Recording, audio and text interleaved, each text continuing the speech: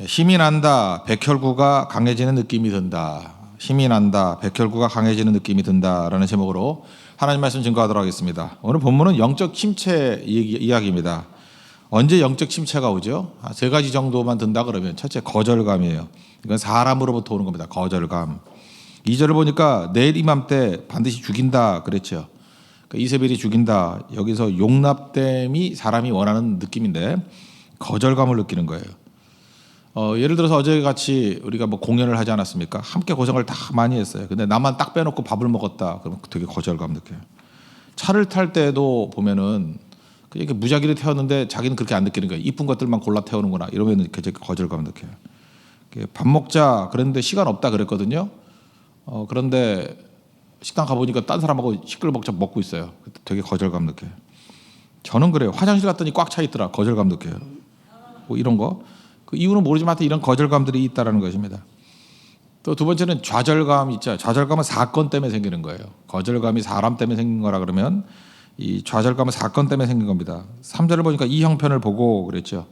어떤 충격적인 사건들이 우리가 막 벌어지잖아요. 뭐 시험에서 떨어졌거나 뭐 실직을 했거나 뭐 질병에 걸렸거나 뭐 관계 속에 갈등이 있거나 경제 파탄이 있거나 상황이 호전될 가능성이 없다. 이 상황이 변화가 안 된다. 그럴 때 사람이 좌절감이 와요. 어떤 형제가 이게 자매를 한 6년 따라다녔거든요. 정말 진심으로 따라다녔어요. 근데 결혼을 딱 했어요. 이제 끝난 거잖아요. 그때 좌절감 와가지고 굉장히 힘들어하더라고요. 이런 게 좌절감이에요. 세 번째는 외로움이거든요. 인간은 사회적 존재잖아요. 이렇게 서로 지지를 받아야 되는데 사회적 지지가 결여되어 있을 때 그때 이제 외로움이 있죠. 뭐 이거 말고도 많이 있지만 하여튼 되게 이런 것 때문에 이제 영적 침체, 우울감 이런 게 온다는 것입니다. 뭐 이건 잠깐 하고 우리에게 문제는 벗어나는 길이죠. 회복의 길이 뭐냐? 오늘 본문을 보니까 세 가지예요. 첫째는 말씀이 공급되면 되고, 두 번째는 사랑을 확인하고, 세 번째는 사명을 확인하는 거. 이걸 한번 찾아서 한번 살펴보겠습니다. 첫 번째는 말씀의 공급인데 이걸 이렇게 설명했으면 좋겠어요. 영적 통로가 열려 있어야 돼요. 영적 통로가 이렇게 열려 있어야 된다는 것입니다. 5절을 보니까 천사가 와가지고 먹을 거 주고 얼음 안 주고 그랬다. 여기서 이제 터치가 이루어지기 시작하죠. 그러다가 9절에 보면 직접적인 하나님 말씀을 듣습니다. 엘리야가 그곳 굴에 들어가 거기서 머물더니 여호와의 말씀이 그에게 임하여 이르시되, 말씀이 임했어요. 엘리야야 내가 어찌하여 여기 있느냐. 말씀이 임하면 사는 거예요. 내가 어찌하여 여기 있느냐. 뭐 어제도 제가 말씀드렸죠. 어떤 초등학생이 우리 선생님은 참 무식해요. 뭐 자꾸 나한테 물어본다고. 너무 쉬운 거 물어본다고. 왜 물어보는 거죠? 선생님이 몰라서 물어보는 게 아니라 네가 알라고 물어보는 거죠. 똑같은 거예요. 어찌하여 내가 여기 있느냐. 하나님 몰라서 묻겠어요? 이거는 엘리야 네 자신이 알라는 거죠. 그래서 하나님의 질문은 몰라서 묻는 게 아니에요. 하나님의 모든 질문과 나를 이끌어 가시는 걸 보면은 내가 알라는 거예요. 내가. 이제 하나님이 모르는 거 아닙니다. 나의 유익을 위해서 주시는 거라는 거예요. 하나님 말씀이 들리면 삽니다. 근데 우리에겐 두 가지 음성이 들려와요. 거짓된 음성과 말씀이라는 음성. 그러니까 무엇을 묵상하느냐에 따라서 우리 인생이 달라지거든요. 거짓된 걸 자꾸만 묵상하면 우리 영적 침체에 빠져 죽습니다. 근데 말씀을 묵상하면 살아나요. 근데 꼭 안 될 때 보면은 나쁜 거 묵상해요. 그래서 문제가 되는 거죠. 자살이 참 치명적인 건데 자살은 되게 도미노 현상이 있는 것 같아요. 주변에 있는 사람까지 되게 영향을 미치는데 친척 중에 어떤 한 사람이 자살을 했어요. 어떤 20대 형제 얘기입니다. 근데 그 다음에 잘 때마다 계속 귀에서 들린다는 거예요. 다음은 내 차례다. 다음은 내 차례다. 그래서 상담이 왔어요. 다음은 내 차례다. 이게 마귀의 속삭임이에요. 그냥 호통을 치고 쫓아내버려야 되는 거죠. 다음은 내 차례다. 내 차례다. 이거 계속 묵상하면 가는 거예요. 요한복음 10장 10절을 보니까 도둑이 오는 것은 도둑질하고 죽이고 멸망시키려는 것뿐이요. 마귀의 음성 계속 묵상하면요 죽습니다. 멸망이 목적이기 때문에 그렇다는 거예요. 로마서 12장 3절에 보면 생각에도 용량이 있고 믿음에도 용량이 있다 그랬죠. 아무거나 막 생각하는 거 아니에요. 내게 주신 은혜로 말미암아 너희 각 사람에게 말하노니 마땅히 생각할 그 이상의 생각을 품지 말고, 명령이에요. 마땅히 생각할 그 이상의 생각을 품지 말고. 누가 멋대로 생각하래? 생각이 범죄예요? 누가 이런 소리 묵상하고 있으래요? 그 다음 얘기가 뭐예요? 오직 하나님께서 각 사람에게 나누어 주신, 하나님이 주신 믿음의 분량이 있어요. 지혜롭게 생각하라. 그래서 생각도 이거 하나님 앞에서 순종하면서 생각을 해야 된다는 거예요. 뭐 생각하는 게 뭐 잘못이에요? 잘못이에요. 이 말하는 것도 잘못이지만 말만큼이나 잘못된 게 잘못된 생각이에요. 생각으로 범죄하는 거예요. 생각으로. 생각을 하면 아무도 문제가 안 된다고 생각하는데 그렇지 않습니다. 생각이 범죄고 생각이 마귀에게 넘어가는 거예요.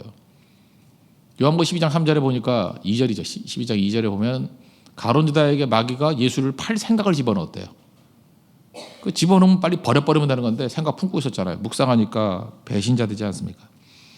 환경적인 어려움으로 말한다 그러면 다윗만큼 어려운 사람이 누가 있겠습니까? 늘 죽을 위험에 빠져 있는데 그는 죽을 메시지를 묵상하지 아니하고 말씀을 묵상했어요. 그랬더니 시편 3편 같은 데 보세요. 천만이 나를 애워싸 진친다 하여도 나는 두려워하지 아니하리이다. 왜 이게 가능해요? 말씀을 묵상하니까. 말씀의 공급을 받으니까. 그러니까 여러분들 꾸준히 말씀의 공급을 받아야 됩니다. 그러지 않으면 두려움에 빠지고 마귀가 던져주는 메시지 묵상하게 돼 있어요. 깨자마자 그 인터넷 들어보고 무슨 쓰레기 같은 정보 묵상하는 사람들 있죠. 그러니 맨날 얼굴이 그렇지. 그래서 인생이 맨날 그렇죠.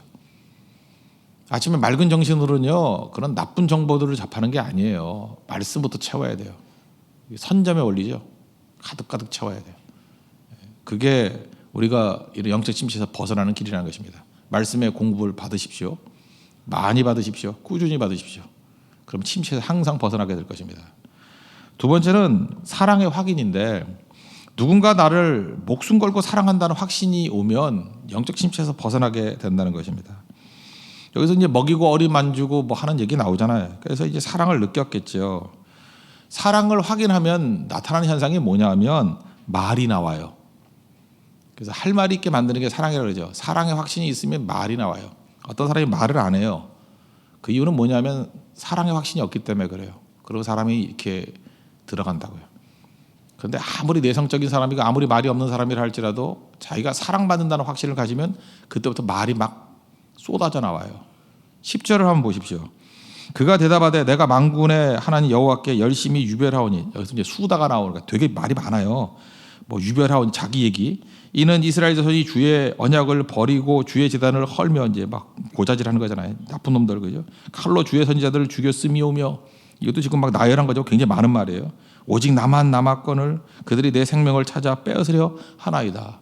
여기 논지를 보면 한 4개 내지 5개 논지를 막 쏟아붓는 거예요. 지금 여기서 무슨 말이 있느냐가 중요한 게 아니에요.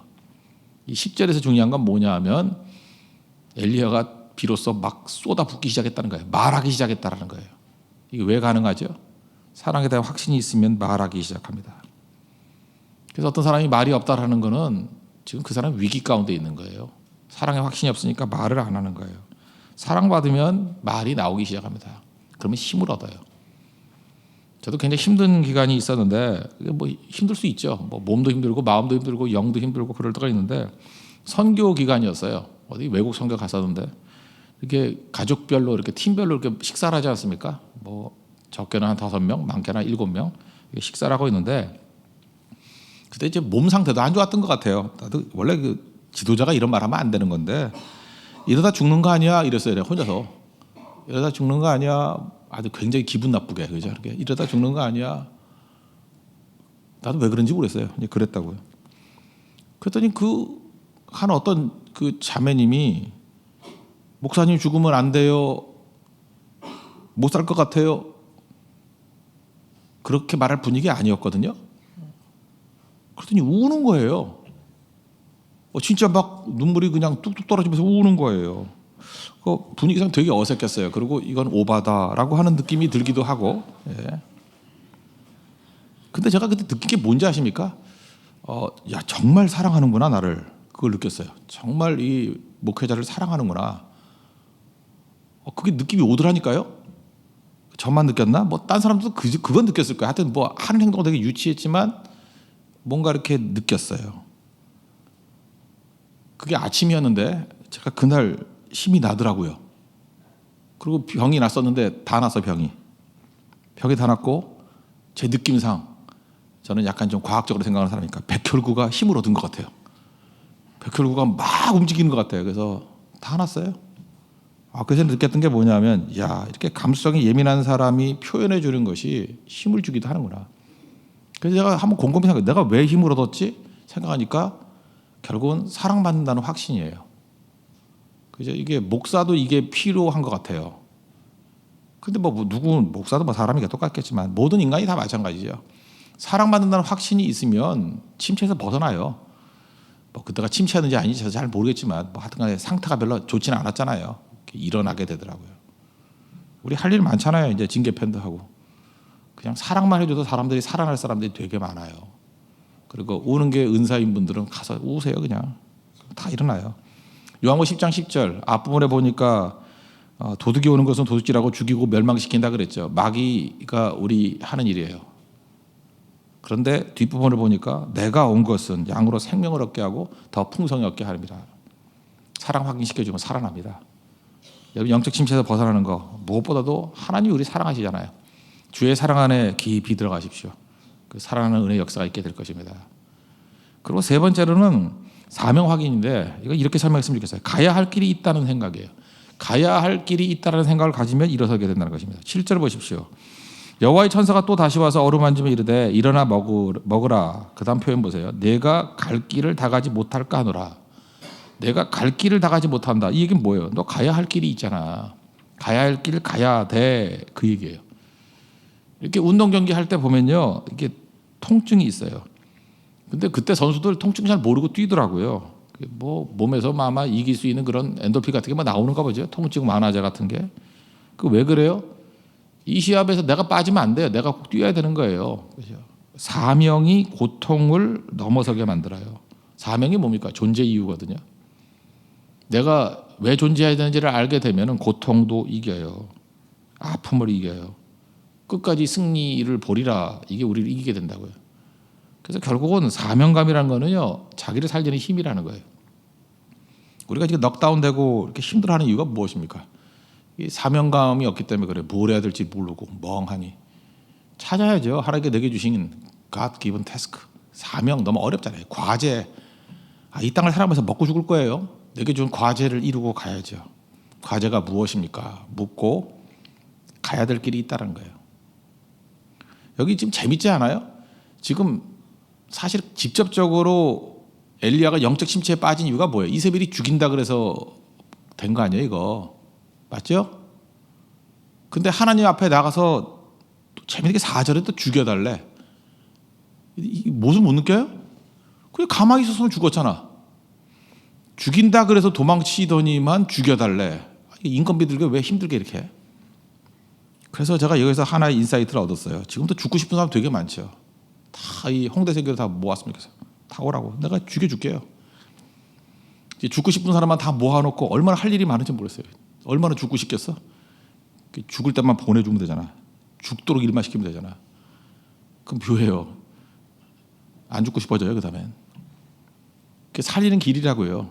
그래서 여러분 주변에 혹시 자살 충동이 있거나 죽고 싶다고 하는 분들 다 명단을 뽑아서 갖고 오십시오. 그래서 우리 교회에서 제일 죽을 만한 데만 보낼게요. 알겠죠? 죽을 만한 위치에 보내놓으면 안 죽어요. 살아나게 된다고요. 이 얘기는 무슨 얘기입니까? 사실은 우리가 죽고 싶다고 하는 것이 거짓말이라는 거예요. 우린 그렇게 만들어진 존재가 아니에요. 죽을 힘으로 뛰어보십시오. 생명 걸고 뛰면은 오히려 생명이 살아나게 되는 능력이 나타나게 된다는 것입니다. 결국은 좀 이렇게 과도하게 얘기한다 그러면 영적 침체에 왜 빠지는지 알아요? 일 안에서 빠진 거예요. 사명 저버리고 빤질빤질 놓으니까 그 침체에 빠진 거예요. 이기적으로 자기 살겠다가 뛰니까 자기 죽는 거예요. 죽으면 살겠고. 성경 말씀 그대로죠. 죽고자 하는 자가 오히려 살아나는 것입니다. 그래서 우리는 이제 답을 얻었잖아요. 사실 뭐 답을 알지만 살지도 못하지만 말씀 공부 계속 받으면 침체 빠지기가 힘들어요. 그것도 기적이에요. 말씀 계속 듣고 침체 빠지기 너무 힘들어요. 말씀의 공고를 받으십시오. 사랑받는 사람이 침체에 빠지기 그건 너무너무 힘들어요. 그죠? 사랑받으면 일어서요. 사명을 확인하면 일어서게 된다는 거예요.